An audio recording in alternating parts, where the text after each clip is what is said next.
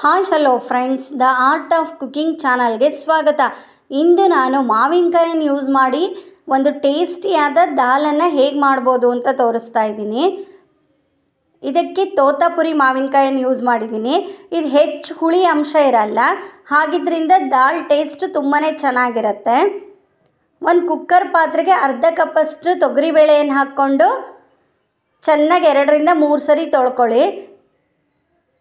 ನೀವು ಬೇಕಿದ್ರೆ ಇದಕ್ಕೆ ಅರ್ಧ ಭಾಗ ತೊಗರಿಬೇಳೆ, ಅರ್ಧ ಹೆಸರುಬೇಳೆ ಸಹ ಯೂಸ್ ಮಾಡ್ಬೋದು.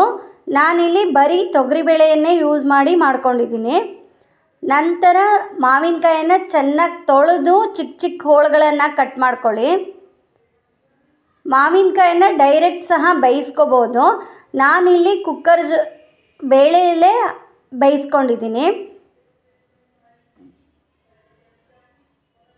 ನಂತರ ತೊಳೆದಿರುವ ಬೇಳೆಗೆ ಹೋಳುಗಳನ್ನು ಹಾಕಿ ಹೋಳು ಮುಳುಗೋ ಅಷ್ಟು ನೀರನ್ನು ಹಾಕಿ ಸ್ವಲ್ಪ ಎಣ್ಣೆ ಮತ್ತು ಅರಿಶಿನವನ್ನು ಹಾಕ್ಕೊಂಡು ಮಿನಿಮಮ್ 3 ವಿಷಲ್ ಮಾಡಿಸ್ಕೊಳ್ಳಿ. ಡೈರೆಕ್ಟ್ ಬೇಯಿಸ್ಕೊಳ್ಳೋದಾದರೆ ಮಿನಿಮಮ್ 5-6 ನಿಮಿಷಕ್ಕೆ ಹೋಳು ಬೇಯ್ಕೊಳ್ಳುತ್ತೆ.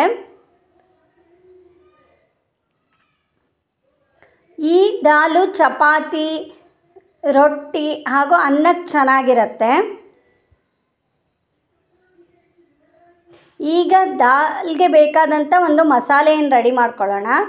ಒಂದು ಮಿಕ್ಸಿ ಜಾರಿಗೆ ಚಿಕ್ಕ ಚಿಕ್ಕದಾಗಿ ಕಟ್ ಮಾಡಿ ಇಟ್ಕೊಂಡಿರುವಂಥ ತೆಂಗಿನ ತುರಿ, ಹಸಿಮೆಣಸು, ಬೆಳ್ಳುಳ್ಳಿ ಮತ್ತು ಜೀರಿಗೆಯನ್ನು ಹಾಕ್ಕೊಂಡು ಚೆನ್ನಾಗಿ ನಯಸ್ಸಾಗೋ ಥರ ರುಬ್ಬಿಟ್ಕೊಳ್ಳಿ. ಈ ದಾಲಲ್ಲಿ ಬೆಳ್ಳುಳ್ಳಿ ಮತ್ತು ಜೀರಿಗೆ ಉಪಯೋಗಿಸೋದ್ರಿಂದ ಟೇಸ್ಟ್ ತುಂಬ ಚೆನ್ನಾಗಿರುತ್ತೆ. ನಿಮಗೆ ಬೆಳ್ಳುಳ್ಳಿ ಇಷ್ಟ ಆಗಲ್ಲ ಅಂದರೆ ಬೆಳ್ಳುಳ್ಳಿಯನ್ನು ಸ್ಕಿಪ್ ಮಾಡಿ ಅದರ ಬದಲಾಗಿ ಇಂಗನ್ನು ಹಾಕ್ಕೊಳ್ಳಿ.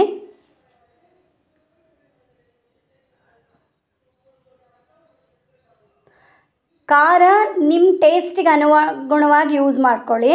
ಹಸಿಮೆಣಸಿನ ಬದಲಾಗಿ ಒಣಮೆಣಸನ್ನು ಸಹ ಉಪಯೋಗಿಸ್ಕೋಬೋದು. ನಂತರ ಬೆಂದಿರುವಂತಹ ದಾಲ್ಗೆ ರುಬ್ಬಿಟ್ಕೊಂಡಿರುವಂಥ ಮಿಶ್ರಣವನ್ನು ಹಾಕಿ ಚೆನ್ನಾಗಿ ಕೈ ಆಡಿಸ್ಕೊಳ್ಳಿ.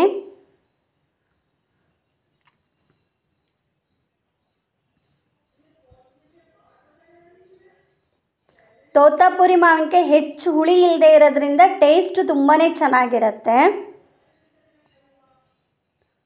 ನಂತರ ನಿಮ್ಗೆ ಯಾವ ಕನ್ಸಿಸ್ಟೆನ್ಸಿಗೆ ಬೇಕೋ ಆ ಪ್ರಮಾಣದಲ್ಲಿ ನೀರನ್ನು ಹಾಕ್ಕೊಳ್ಳಿ. ರುಚಿಗೆ ತಕ್ಕಷ್ಟು ಉಪ್ಪು ಮತ್ತು ಬೆಲ್ಲವನ್ನು ಮಿಕ್ಸ್ ಮಾಡ್ಕೊಳ್ಳಿ. ಮಾವಿನಕಾಯಲ್ಲೇ ಹುಳಿ ಅಂಶ ಇರೋದ್ರಿಂದ ಮತ್ತೆ ಹುಣಸೆ ರಸ ಹಾಕೋ ಅವಶ್ಯಕತೆ ಇಲ್ಲ. ಯಾವುದೇ ಅಡುಗೆಗಾದರೂ ಸ್ವಲ್ಪ ಬೆಲ್ಲ ಉಪಯೋಗಿಸೋದ್ರಿಂದ ಅದರ ಟೇಸ್ಟ್ ತುಂಬಾ ಚೆನ್ನಾಗಿರುತ್ತೆ.